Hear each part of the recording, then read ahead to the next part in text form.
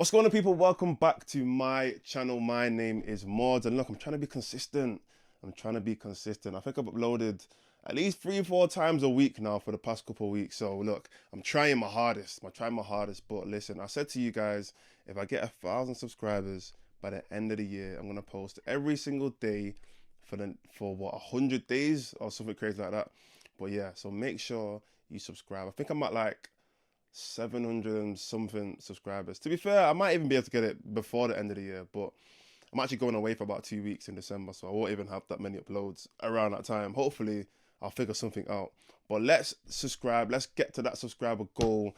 And yeah, I'm going to get 100 days of straight uploads. That's going to be mad.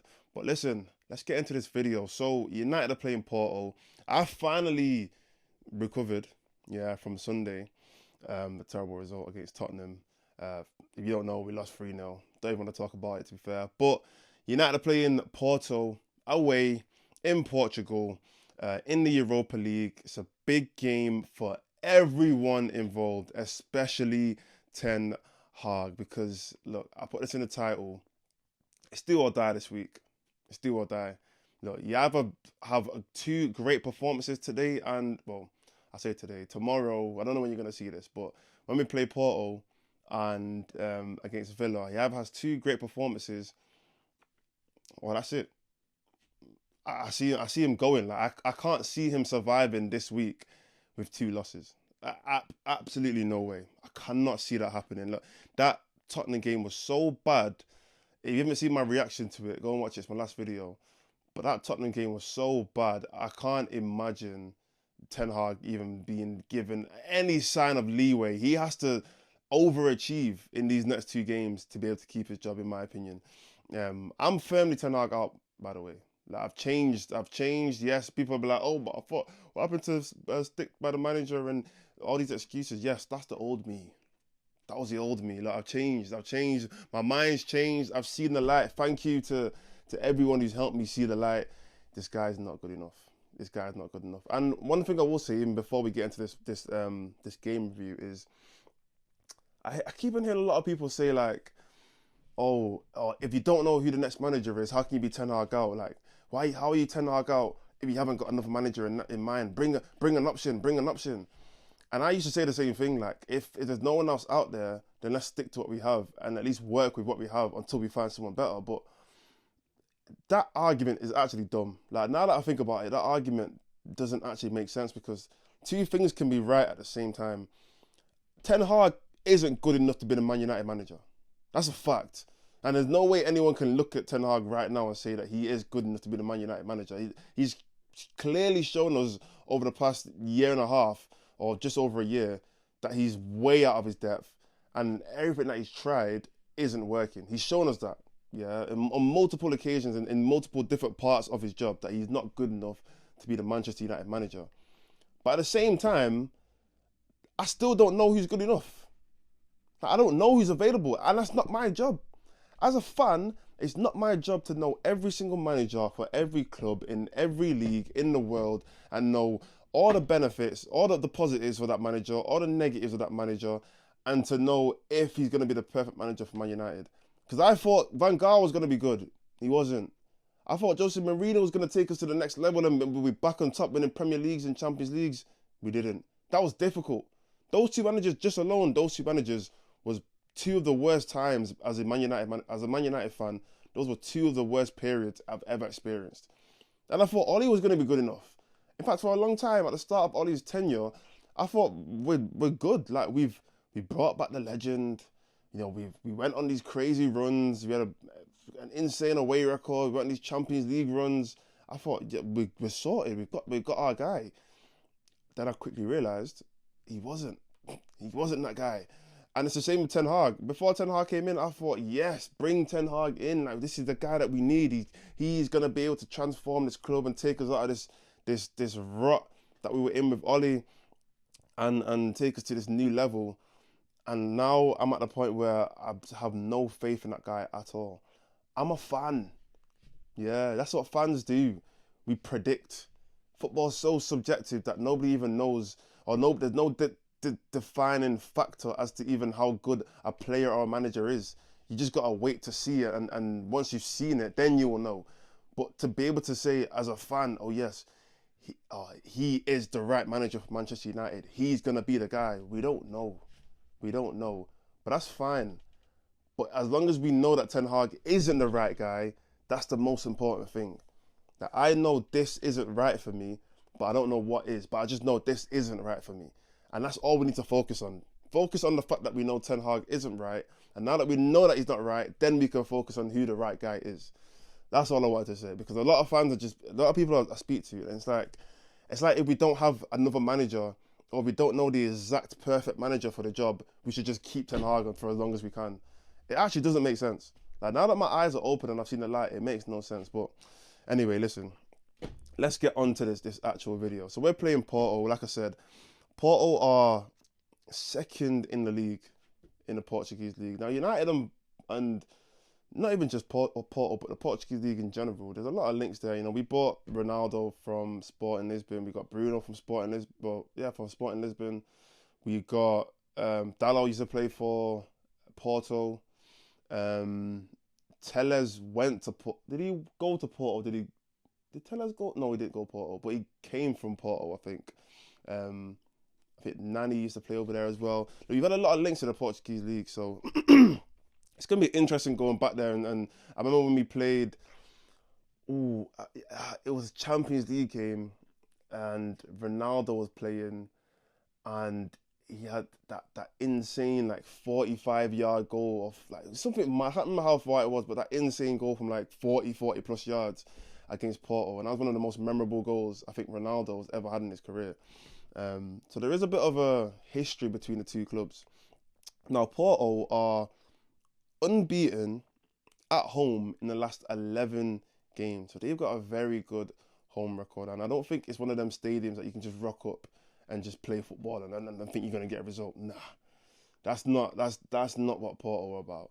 And it's not the way the European competitions are working for this season anyway, and going forward. There is no home and away. Yeah, we're not going to get to play Porto again, you know, at Old Trafford. This is the only time we're going to get to play them. And to be fair, they're probably one of the teams in the Europa League that are to beat. You know, they've had a decent season this year. They've, like I said, the second in the league, they've won 6 games. They've had 1 loss. They scored 22 goals and I think conceded 7, something like that. I need to double check on them stats. But they're having a decent season compared to United, who are 13th in the Premier League. Wow. 13th in the Premier League. We scored 14 goals, which is including the 7 at Barnsley. So, I mean, deal with that information as you will. And yeah, we've conceded a lot of goals. I think we're -3 goal difference in the Premier League. So, look, we're on completely different scales when it comes to performances this season. So, look, it's going to be a difficult game in general. But I want to go through the United team and just touch on a few players. I don't want to make this video too long, but yeah, I want to just touch on a couple of players that I want to talk about. And I'm going to make separate videos as well on a few players later on this week. Maybe before the Aston Villa game, I'll drop a video, a couple of videos and a couple of players that I really want to discuss. You know, there's certain discussions that I feel like people are not having about certain players, and there's also certain discussions which I feel like they're not having the right conversation, you know what I'm saying, about certain players. But look, my predicted lineup for this game is obviously Onana in net. I mean, there's no conversation about that. I don't really want to talk about Onana too much, just because I feel like people have tried to use him as a scapegoat on so many occasions. Even the last game against Tottenham, people tried to say Onana should have done better. He was our best player. Yeah, I'm not saying something because he conceded 3 goals, but he actually was our best player. Maybe if Onana starts having stinkers, we can have a conversation about him, but as of right now, he's not really the talking point. The back 4, I'm going to go with Mazraoui at right back. De Ligt and Martinez, keep the same centre-back pairing. Even though they both had terrible games against Spurs, we're still going to keep that centre-back pairing. And then Dalot at left back. Now, bear in mind, Porto's biggest threats this season so far is their left winger is a guy called, what's his name? Galeno, whatever, Galeno. you know what I'm talking about anyway. And their striker, Mordzs. Yeah, and I didn't know about these guys because I don't watch the Portuguese league, but I did a little bit of research. I think Galeno scored like 5 goals so far in the Portuguese league. Mordzs, he scored I think 4 goals. I think Chelsea wanted him like last season or something like that. But two big threats. So look, our defense is going to be on form this game because, like I said, they scored 22 goals this season. They're not a team that just sits back, soaks up pressure. I think they're averaging 62% possession this season as well. So they're gonna take the game to us. They're not gonna sit back and think we're United. That no, they know what United have been like this season. They know what they've been like this season. This is their game to win. So look, it's gonna be difficult for our defense, but this is why I really want to talk about certain players. The first player I want to talk about is Diogo Dalot. Now, look, Dalot has been one of our best players the past year and a half. Since the start of last season, he's been one of our most consistent and best players. And as I said before, he did used to play for Porto, so there's a little bit of a connection there between the player and the club. Now, that last Tottenham game, the worst Dalot game I have ever seen. The worst Dalot game I have ever seen. That first goal, I mean, there's a lot to pick out on that first goal. De Ligt out of position, Mazraoui out of position. Not out of position, but when I say out of position, it could just be like a few yards out of position. Like for example, with De Ligt, he wasn't like in the midfield where he should have been in the defence, but he was so far across to Martinez, and Mazraoui was so far across to the back to the end of the pitch. There was a huge gaping space, and for a player like Van der Ven, knowing that he's the fastest player on the pitch, if he sees space, he's gonna run into it. If he doesn't see space, he might still be able to run and try and get around the player, but he's more likely gonna find a pass rather than just run in a straight line because he sees a space. Now with Dalot, look, if you watch back that goal, Brennan Johnson is just lightly jogging into the box. Yeah, I say lightly jogging. So he's running into the box, but he's not running full speed. He's just running at a normal speed in the box. And the reason why I highlighted that is because Dalot could have very well easily got goal side of Brennan Johnson at any point. At any point, whilst he's watching Van der Ven run through our team, at any point he could have sprinted and got goal side of Brennan Johnson to avoid that cross into the... Well, he couldn't avoid the cross, but avoid Brennan Johnson getting onto the end of the cross and scoring the easiest goal of his career. That for me it's uncharacteristic. What's the word? Uncharacteristic? Something. You know what I'm trying to say? That's not like Dalot. I'm used to seeing Dalot put in a shift every single game. I'm used to him putting him, not even just from a football aspect, but just from an effort aspect. I'm used to seeing him putting in like I said, a shift, putting in effort, putting in 100% every single game. That first goal was terrible from Dalot, and he needs to. There's no way that's not been highlighted to him since that last game. Someone must have, I genuinely hope, but somebody must have pointed that out to him and said, Dalot, that cannot happen again. That cannot happen again. I'm hoping that this game, because he's going to have a difficult game against this Porto attack, I never want to see Dalot jogging like that ever again. And he needs to seriously fix up if he's pretty much secured his position in that back line anyway. But in terms of Ten Hag's career, Ten Hag's job, if you want to win this game and not concede 4 or 5 goals, Dalot and Mazraoui, you both have to be on job this game. And yeah, no more jogging. Now moving on to the midfield, look, Mainoo picked up a little bit of a knock against Tottenham. I heard it's nothing. He's back in training, but I doubt, if he does, then fair enough. But I doubt Ten Hag's going to put him back into the starting 11. Even though he should obviously be in that starting 11, if it was up to me, ideally, without that knock, or I think it was a hamstring. I think it was something to do with hamstring. But without that little injury, he would be in that team anyway, regardless. But I have a feeling they might start somebody else. And yeah, let Mainoo probably come in as a sub if needed. But because of that, the midfield three is going to have to be, in my opinion, Ugarte, Bruno Fernandes, and Eriksen. Now, Bruno Fernandes is a whole other conversation because bloody hell, my opinion on Bruno's changed over the season. It's changed. He's genuinely got worse every single year. And that's insane to say. Like, he has gotten every single campaign as a Manchester United player. Bruno Fernandes has slowly gotten worse and worse and worse and worse. His first campaign as a United player, he was one of the best players in the league. Arguably one of the best players in the world, based on impact, one of the best players in the world. But since then, he's just fallen off and off and off a cliff. And last season he had a poor season. This season he's having one of the worst seasons I've seen in my life. And I'm gonna make a whole video about Bruno. That's one video that I'm definitely gonna make. I'm just loading it up right now. I'm loading it up, but I'm gonna make a Bruno Fernandes video. But he's gonna play, and his red card the other day got overturned, so he's gonna play against Villa as well. So all those people are thinking, yes, we get to see 3-4 games without Bruno Fernandes. It's unlucky, innit? He's playing. He's back. But yeah, Bruno, I'm going to talk about him separately. I don't even want to talk about him right now because I'll be here talking for about another 20 minutes. But I want to talk about Ugarte. Yeah, Ugarte and Eriksen. I think Eriksen deserves to come back in the team. He obviously didn't have the greatest game against Spurs, but I mean, who did? It's literally nobody did. It was a difficult game for everyone, and to bring Eriksen on in that game didn't even make sense anyway, because it wasn't a game for him regardless. But before that, I thought Eriksen went on a good run of games, a good run of about 3-4 games, and he kind of deserved his place in. He bought his place into the team. So I have a feeling that Eriksen's gonna stay in this team. And for people who keep saying, "Oh, but Eriksen's not physical enough, he's not strong enough, he's not fast enough," look, I made this point the other day.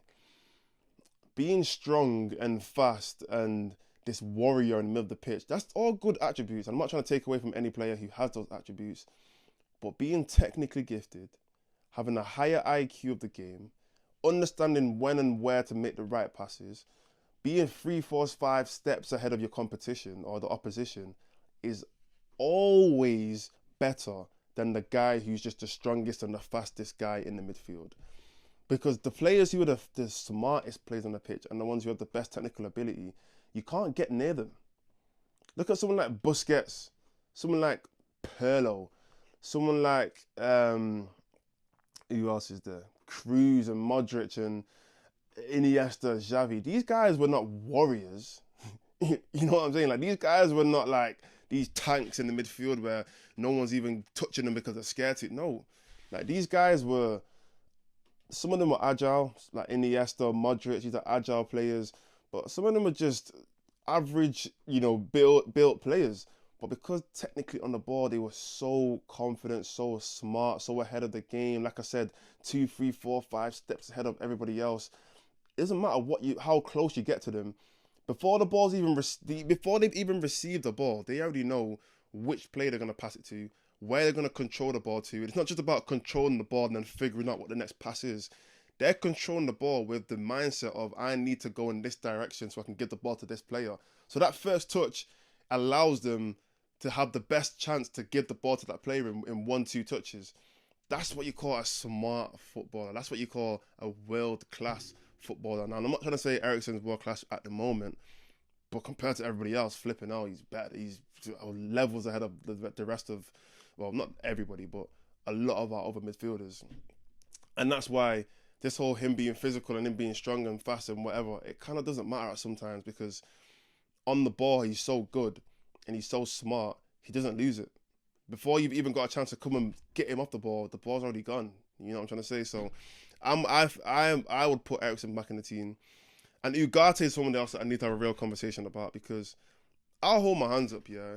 I was excited for Ugarte to come in the team, but now that I look back, one of the main reasons why I was excited was because of how bad Casemiro was.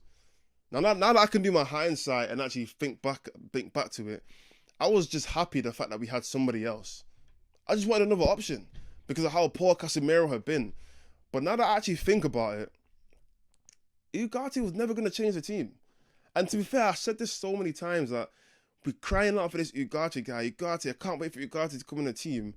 But nobody actually had a real good a real good example of how Ugarte was going to evolve this midfield. Because one, tactically, we were always going to get exposed because we've been getting exposed for the past year and a half. So it wasn't like tactically things had changed. And secondly, like anybody who actually had watched Ugarte, which not a lot of people had, Yeah, let's be honest. Not a lot of people had watched Ugarte for PSG or for Lisbon, or for Sporting Lisbon, because one, not a lot of people watch the Portuguese league, and secondly, he wasn't even a starter for PSG. So even if you did watch PSG, you weren't watching Ugarte regularly. You know what I'm saying? But even if you had watched him, you couldn't tell me that he was changing that midfield. Yes, he was a player who he had qualities, and he still does have qualities. I'm not trying to take away from the positives of Ugarte, but anybody who thought Ugarte was going to come into this team and make a big difference, you were just blinded by how bad Casemiro was. That's the reality, and I feel like we're seeing it now as Ugarte is being put into these difficult situations on the pitch, and he's being played. He's playing up against difficult competition, and it's the Premier League. It's a different gravy. It's different. He's never played at this level. Let's be honest. Like League One and the Portuguese league are not the same level of the Premier League. We're actually seeing cracks in his game already. Slowly, we're actually seeing cracks in his game already. And look, I'm not even trying to take away from him yet, because he's 5 games into his United career. It's a bit unfair to say that he can't, or he's never going to be able to be this top player. But as of right now, if anyone thinks Ugarte is going to be the guy to make a difference to this team, you are severely wrong. The biggest difference that's going to be made to this team is a tactical difference. And once that tactical difference is made, then we're going to see players shine. But up until then, unfortunately, Ugarte is just going to become another scapegoat for a lot of people eventually. I feel like in the next year, by the end of the season, I don't think a lot of people are going to want Ugarte to start for United. Or at least they're going to be thinking, we need another player in that midfield. That's what I feel that's going to happen. But look, moving on to the attack. There's a few conversations about this attack. But my 3 attackers that I'm going to put in the team is Amad Diallo, because he has been the most disrespected Man United player over the past year and a half. And every single game that he doesn't play, we see weaknesses in the attack. The fact that he's not played in the 2 biggest games of the season, Spurs and Liverpool, and we've been smacked up 3-0, says a lot. And I don't think, Ten Hag, you've made so many mistakes in your United career. Please don't let this be another one. Please don't let this be another one. Play the man. Yeah, play the man. And the other 2 players in the attack I'm going to put is Marcus Rashford on the left and Højlund up top. Now, the reason I'm playing Højlund is, to be fair, I've always said that I'd rather Højlund than Xerxes anyway. But I just want to see a goal scorer on the pitch. That's literally it. I just want to see a player who wants to... I'm not trying to say Xerxes doesn't want to score goals, but he doesn't have that striker instinct. He doesn't have that desire to always be on the end of crosses, or that desire to be in the box at the right time, the right place. And he doesn't have that. His desire is more to get on the ball and get a couple of touches here and there and facilitate and 1-2s, and that's his game, and that's not a problem, because there's positions and there's roles for players like that. But to be the number 9 for Manchester United, the guy who we want to be getting 20-25 goals a season, he's not that player. And to be fair, Højlund right now isn't that player who's going to get us them numbers, but at least I can see how he could become that player eventually. So I'd rather a player who has those attributes and those desires to score than somebody else. So I'd put Højlund as our main striker. And then Rashford on the left. I mean, it's out of Rashford and Garnacho. I'll be honest. Both of them, I mean, I've said 100 things already about the 2 players, so I'm not even going to get into it anymore. But yeah, that'll be my starting 11 for Man United. So like I said, look, it's going to be a hostile game. It's going to be difficult. Ten Hag is under immense pressure. In fact, the whole team is under immense pressure. Every day I'm hearing new leaks from this camp, and in the dressing room the players are saying this, and I always think that's just bollocks me. I always think that's just like a load of BS, because like more time the players are not talking to reporters. None of these players are coming out to these journalists and like, yeah, so in the dressing room I heard that Amad said this, or I heard that Rashford said this, and that. None of the players are doing that. And more time it's like Chinese whispers. Like a player might allude something to someone, that they might say something to a family member or a friend or an agent, and it could just be like a passing comment. Then they will go and tell this person, oh yeah, like apparently this person said this and this person said that. And then they'll go and speak to a journalist, and that journalist will write it up in whatever way they want to write it up. And now it's like Now it's all of a sudden it's, yeah, the players have been saying this, they haven't. Like, I never believe that kind of stuff, I'll be honest. And because it just turns fans on players. Because now everyone's thinking, oh, who's the player who said it? Who's the player who said it? And, you know, people have chosen Rashford as a scapegoat and said, oh, it must be Rashford. Or people have said it must be Martial in the past. Or it must be Sancho. It must be Pogba. It must be Lingard. It must be McTominay. It must be... I've heard this so many times, and I'm not convinced that it was any of those guys. So, yeah, we're at a bad position as a club. Very, very poor position. Very bad position as a club. Hopefully, things can change around, because this season's not done yet. We're only 6 games in the Premier League.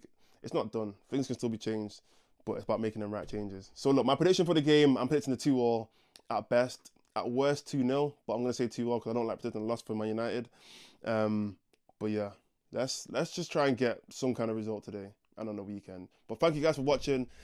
I think this has been a bit of a long video. How long have we been recording for? 27 minutes. Oh, fair enough. But yeah, make sure you like, comment, and subscribe. If you like this video, let me know.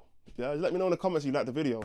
And yeah, also, if you're watching this, the M1 podcast has a live show on the 10th of October. I should be promoting this more on my YouTube channel, but we've got a live show. So if you want to come meet me and we could talk all things football, we could talk everything.